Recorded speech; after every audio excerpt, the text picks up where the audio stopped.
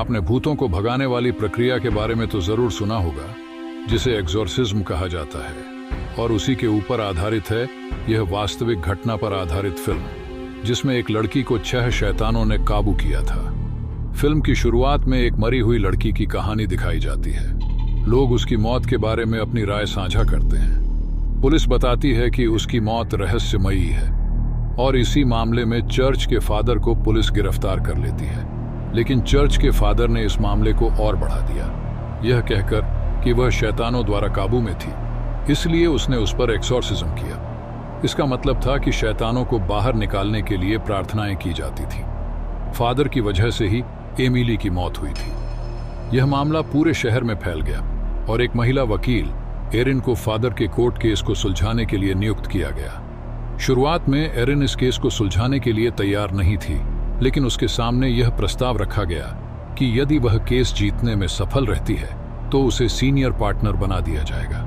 इस शर्त के बाद एरिन केस लेने के लिए तैयार हो जाती है। वह सबसे पहले फादर से मिलती है। फादर उससे कहते हैं, मैं तुम्हें बताऊंगा कि एमिली ने क्या झेला। फिर एरिन एमिली की माँ से मिलती है। एमिली की माँ बताती है कि वह बहुत मिलनसार, खुशमिजाज और पढ़ाई में अवलंबी थी। उसने स्कॉलरशिप पाई थी और शहर में पढ़ाई के लिए आई थी। लेकिन परेशानी उसी समय से शुरू हुई जब एमिली शहर आई। कोर्ट में एक और वकील, जो टीचर द्वारा नियुक्त किया गया था, वह फादर के खिलाफ बोलता है। वह कहता है कि एमिली की मौत फादर के एक्सोर्सिज्म करने के कारण हुई। फादर ने उसका इलाज छोड़ दिया और शैतानों को बाहर निकालने के लिए प्रार्थनाएं पढ़ी, जिससे उसकी हालत बिगड़ गई। वह बच सकती थी अगर फादर ने डॉक्टर से इलाज करवाया होता। इस पर एक गवाह महिला बताती है कि जब एमिली शहर में पढ़ाई के लिए आई थी, तब उसे शैतान ने हमला किया था। एक रात सब कुछ रहस्यमय हो गया था। एमिली 3 बजे रात को जागी। दरवाजे अपने आप खुल और बंद हो रहे थे। घड़ियां भी काम करना बंद कर चुकी थी और एमिली के शरीर में दर्द होने लगा। इसके बाद एमिली की स्थिति बिगड़ने लगी। उसने अपनी माँ और उस महिला को सब कुछ बताया। फिर एक डॉक्टर कहता है, मैं एमिली का इलाज कर रहा था। वह हेलुसिनेट करती थी, यानी अपने मन से ही कुछ भी इमेजिन कर लेती थी। फादर ने उसका इलाज रोककर गलत किया, तो फादर को उसकी मौत के लिए दोषी ठहराया जाता है। लेकिन एरिन इसका विरोध करती है, यह कहकर कि अगर वह हेलुसिनेट कर रही थी तो वह शारीरिक घाव और दर्द क्यों महसूस कर रही थी? आपने उसका इलाज ठीक से क्यों नहीं किया? एरिन को लगता है कि एमिली मानसिक रूप से बीमार नहीं थी, बल्कि शैतान के काबू में थी। फिर एरिन फादर से इस केस को लेकर मिलने जाती है। फादर उसे कहते हैं, तुम्हें भी सतर्क रहना होगा। इस दौरान एरिन को एहसास होता है कि शैतान हॉस्टल में थे। अस्पताल में लाने पर एमिली ने शैतान को आकाश में देखा था। वह अन्य इंसानों में भी शैतान देख रही थी। एरिन का दोस्त एमिली के बारे में बताता है कि उसकी हालत इन घटनाओं के बाद बहुत खराब हो गई थी। वह बहुत चिल्लाती और रोती थी। एक बार उसने मुझसे कहा था, कभी मुझे अकेला मत छोड़ना। फादर और एरिन दोनों शैतानों से प्रभावित महसूस करते थे।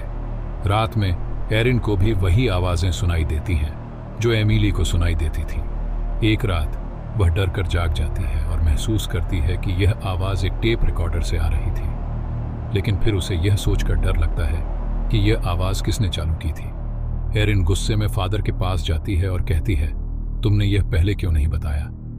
फादर बताते हैं कि एक डॉक्टर ने उन्हें सलाह दी थी कि उन्हें इसे रोकने के लिए एमिली को उससे दूर रखना चाहिए था। फादर पर आरोप लगाए जाते हैं और एरिन सबूत पेश करती है कि एक्सोर्सिज्म के दौरान शैतानों की आवाज रिकॉर्ड की गई थी। फिर फादर के खिलाफ एक और वकील प्रस्तुत करता है, जो कहता है, यह कोई बड़ी बात नहीं है, हर इंसान 2 भाषाओं में बोल सकता है। लेकिन फिर वह डॉक्टर जो फादर के साथ था, वह गवाही देने के लिए नहीं आता। एरिन उससे मिलती है और डॉक्टर कहता है, मैं इस केस का हिस्सा नहीं बनना चाहता, मुझे डर लग रहा है। थोड़ी देर बाद वह एक्सीडेंट का शिकार हो जाता है और मर जाता है।